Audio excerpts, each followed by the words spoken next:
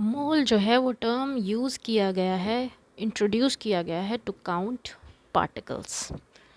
Particles जो है वो क्या क्या, पार्टिकल्स में क्या क्या आता है? एटम्स,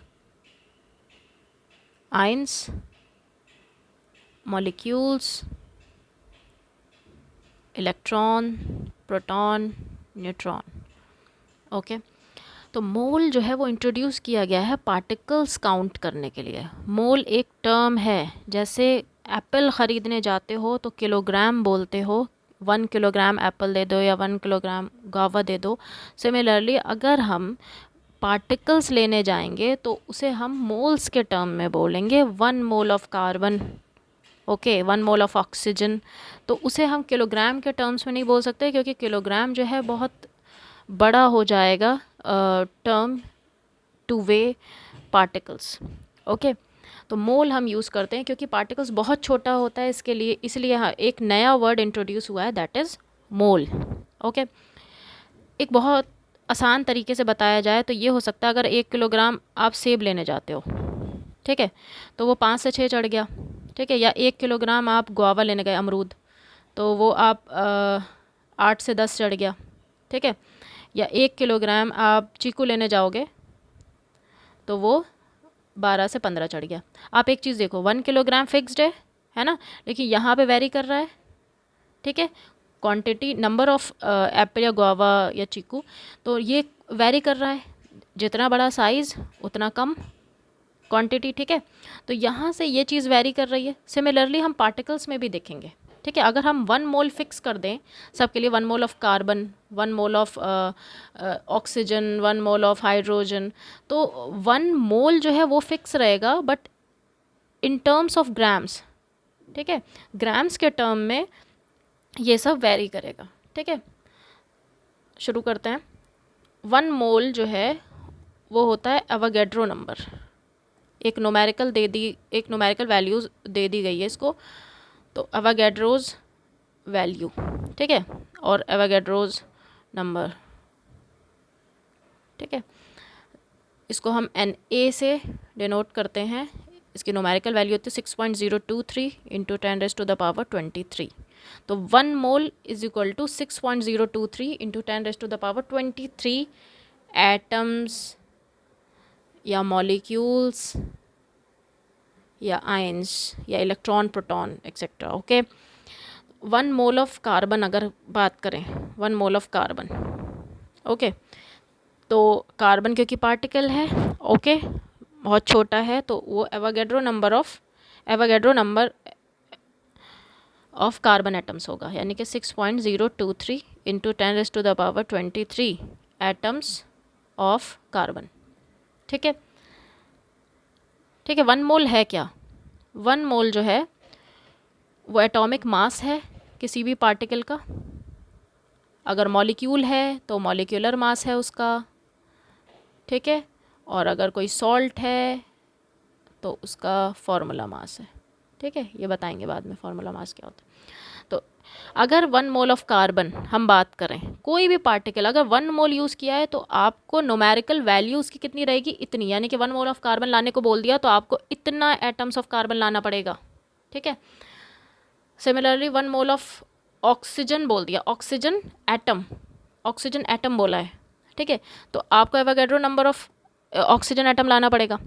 अगर 1 मोल ऑफ ऑक्सीजन मॉलिक्यूल बोला है, ठीक है, ऑक्सीजन मॉलिक्यूल, तो Avogadro number of oxygen molecule, यानी कि ये सेम है, ठीक है, न्यूमेरिकल वैल्यू सेम है। आप एटम के लिए यूज़ करो मॉलिक्यूल, क्योंकि ये सब पार्टिकल्स हैं, तो 1 मोल अगर बोलेंगे तो वो तो सेम रहेगा, एवोगैड्रो नंबर, ओके।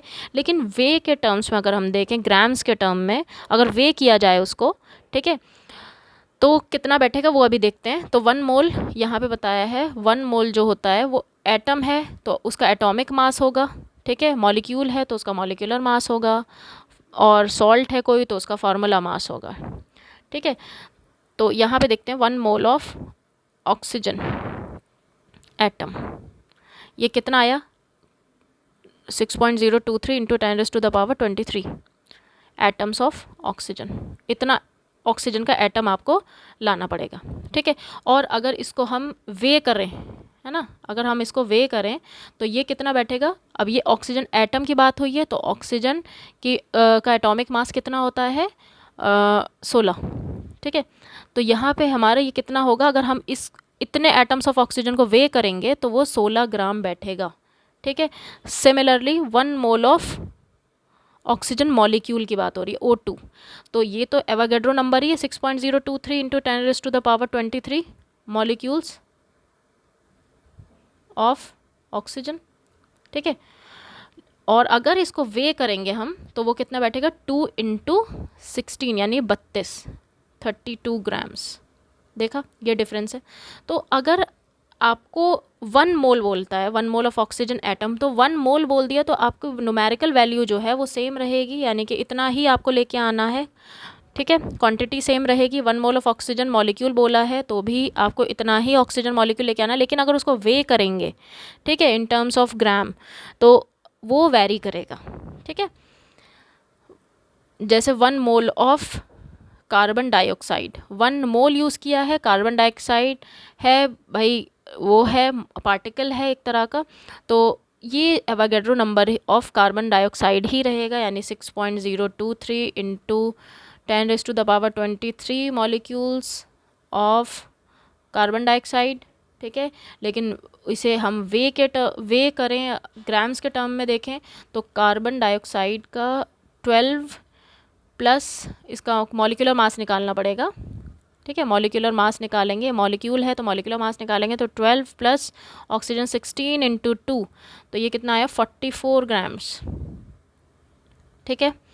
तो कार्बन डाइऑक्साइड अगर 1 मोल ख़रीदेंगे तो number of carbon dioxide molecules तो सेम है एवोगैड्रो नंबर, लेकिन अगर उसे वे करेंगे तो 42 ग्राम्स आएगा वो, ठीक है। इस तरीके से हम मोल कॉन्सेप्ट पढ़ते हैं, ठीक है। ये जानना बहुत इम्पॉर्टेंट है कि 1 मोल ऑफ कार्बन या 1 मोल ऑफ कार्बन डाइऑक्साइड ये कितना वे, मतलब इन टर्म्स ऑफ ग्राम वो कितना होगा, ठीक है। बात करते हैं NaCl की। जैसे 1 mole of NaCl sodium chloride common salt होता है, तो ये कितना होगा एवोगैड्रो नंबर, ठीक है, यानी 6.023 इंटू 10⁻23 मॉलिक्यूल्स ऑफ NaCl, ठीक है।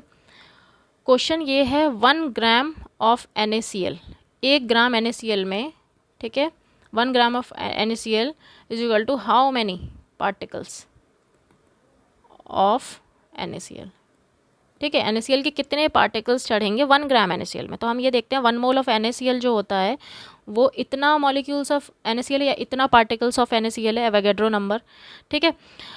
1 ग्राम यानी कि पहले वे देख लो आप कितना करेगा इन टर्म्स ऑफ ग्राम, यानी 6.023 into 10⁻23 molecules of NaCl is equal to कितना होगा, इसका मॉलिक्यूलर मास कितना होगा 23 प्लस 35.5, ये इसका ये मास होता है, एटॉमिक मास होता है क्लोरीन का, तो कितना हो गया 58.5 ग्राम। तो इतना अगर मॉलिक्यूल हम लेके आएंगे NaCl का तो ये हमारा चढ़ेगा 58.5 ग्राम्स, ठीक है। अब क्या पूछा है 1 ग्राम में पूछा है, ठीक है, 1 ग्राम में। यहाँ पे क्या करना है, तो 58.5 gram is equal to 6.023 into 10⁻23 molecules या पार्टिकल्स ऑफ NaCl, ठीक है। 1 ग्राम बोलेगा तो 6.023 इंटू 10⁻23 अपॉन 58.5, तो ये अराउंड कितना आ जाएगा,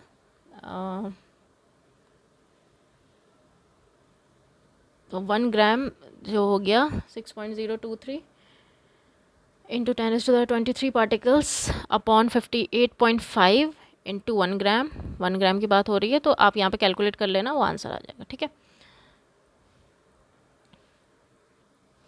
तो क्वेश्चन है calculate the mass of 1 molecule of carbon dioxide. तो ये पता है हमें कि 1 mole of carbon dioxide is equal to 44 grams, ठीक है, मॉलिक्यूलर मास इसका।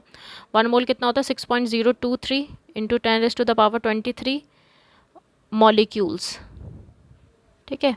Molecules of carbon dioxide is equal to 44 grams of carbon dioxide. Okay, यहाँ पे पूछा है 1 मॉलिक्यूल का, 1 molecule of carbon dioxide is equal to how much, 44 gram upon 6.023 into 10⁻23। Okay, ये around कितना आ जाएगा, 7.3 इंटू 10⁻⁻23 ग्राम्स। ओके, इस तरीके से क्वेश्चन सॉल्व करेंगे हम मोल्स पे बेस्ड। ठीक है, ओके, आज के लिए इतना काफ़ी है। Bye bye.